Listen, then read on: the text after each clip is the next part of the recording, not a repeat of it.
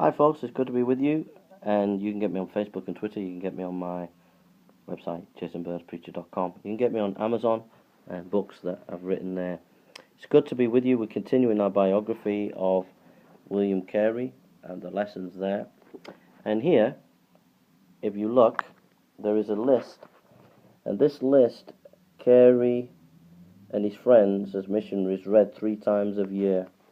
So let's read it, what he said. Number 1, to set an infinite value on men's souls. Number 2, acquaint ourselves with the snares which hold the minds of the people. Number 3, to abstain from whatever deepens Indians' prejudice against the gospel. 4, to watch for every chance of doing the people good. 5, to preach Christ crucified as the grand means of conversion.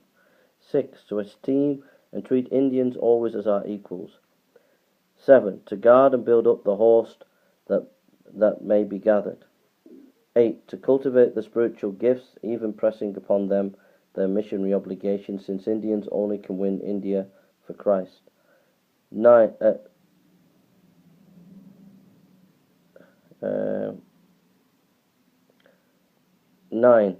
to labor unceasingly in biblical translation. 10, to be instant in the nurture and personal religion.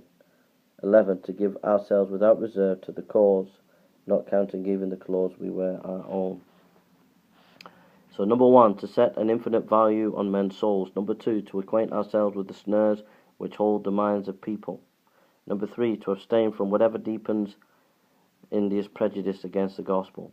Number 4, to watch for every chance of doing the people good. Number 5, to preach Christ crucified as the grand means of conversion. 6, to esteem and treat Indians always as our equals. 7, to guard and build up the host that may be gathered.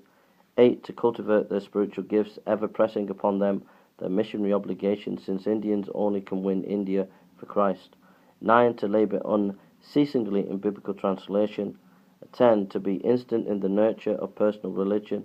And 11, to give ourselves without reserve to the cause, not continuing even the clothes we wear. They also often read and studied the life of David Brainerd, the missionary.